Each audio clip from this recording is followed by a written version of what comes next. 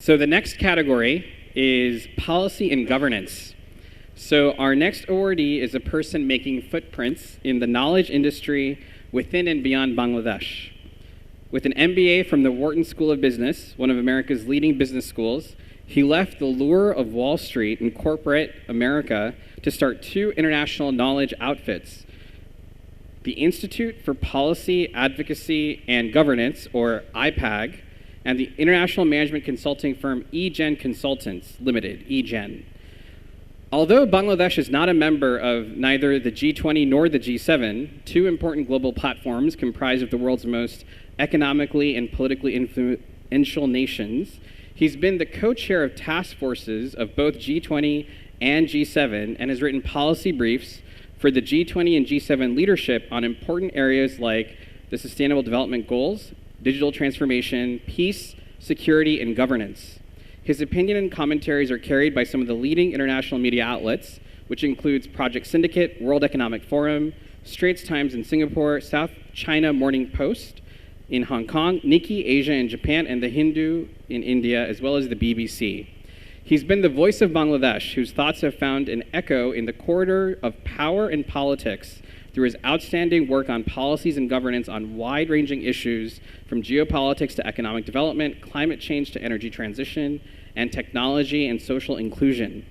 As an academician come entrepreneur and a global thought leader, he's shown that those who teach can also do. Ladies and gentlemen, please put your hands together for Professor Syed Munir Khasru, the chairman of the Institute for Policy, Advocacy, and Governance, and founder of the management consulting firm eGen, who has been awarded the AAA Award 2023 for his outstanding contribution to policy and governance. We're going to now share a short video about him and his work in policy. He will come first. Okay. So I'd like to first invite Professor Syed Munir Khasru to the stage to receive the award and share a few words regarding winning this award.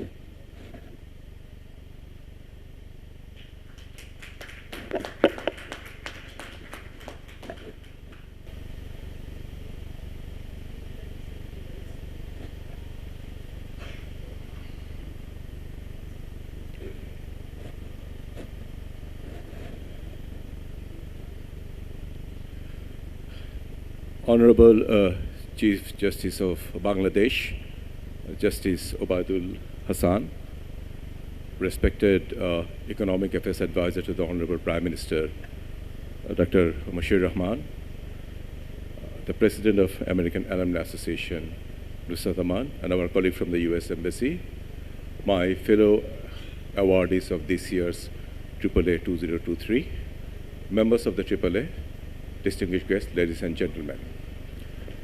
It's a very humbling experience to be given this recognition.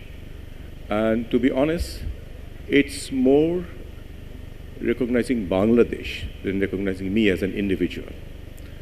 The reason I say in the introductory remarks the things that you heard, the fact someone from Bangladesh can go and through the T20 think tank process be part of making policy advice to some of the most powerful nations of the world, whether it's G7, seven most industrialized developed democracies, or G20, which is G7 plus China, Russia, and the middle powers like India, Brazil, South Africa.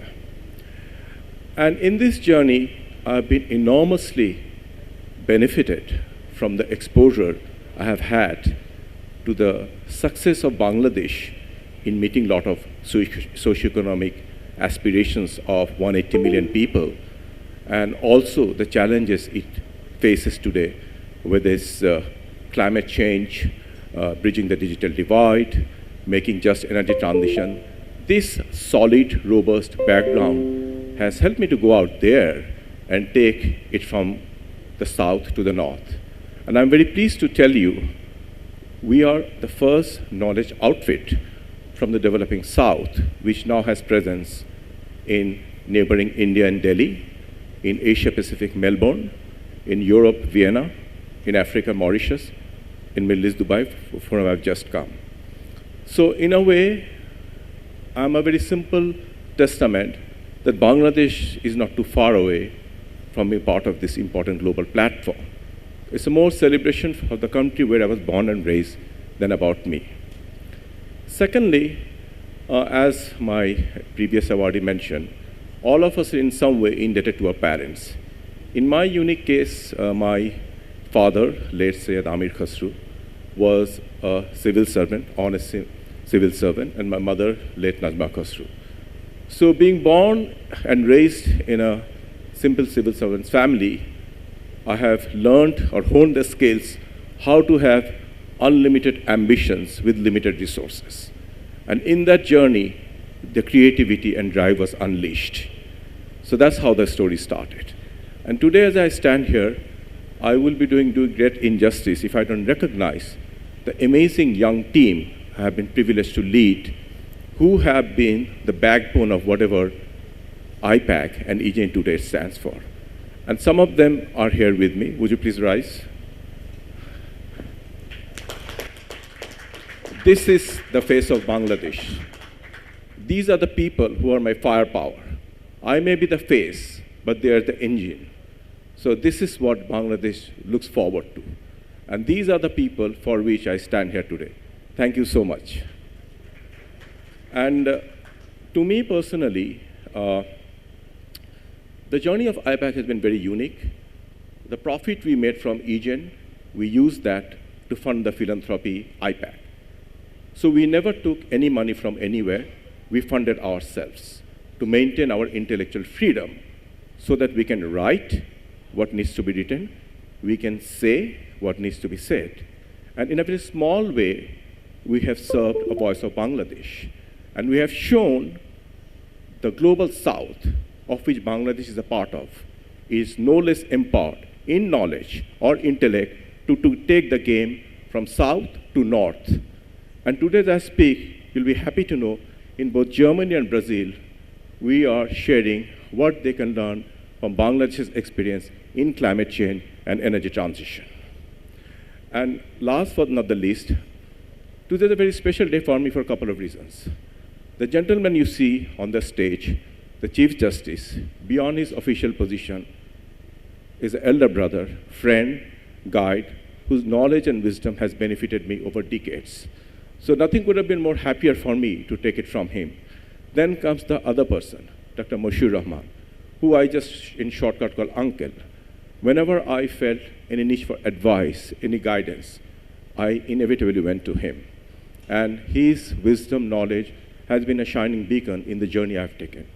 Last not the least, for any teacher, it's unbound joy when he receives award from an organization led by his former student, none other than Nusrat Aman, who you know very well. So she has risen in her own rights to the enterprises she leads and the amazing philanthropic work that she and her husband does. Finally, I would say success is a journey, it's not a destination. We are very much early in the game, so this recognition will inevitably inspire me and our team. Keep us in our prayers. We have a long way to go. Thank you so much.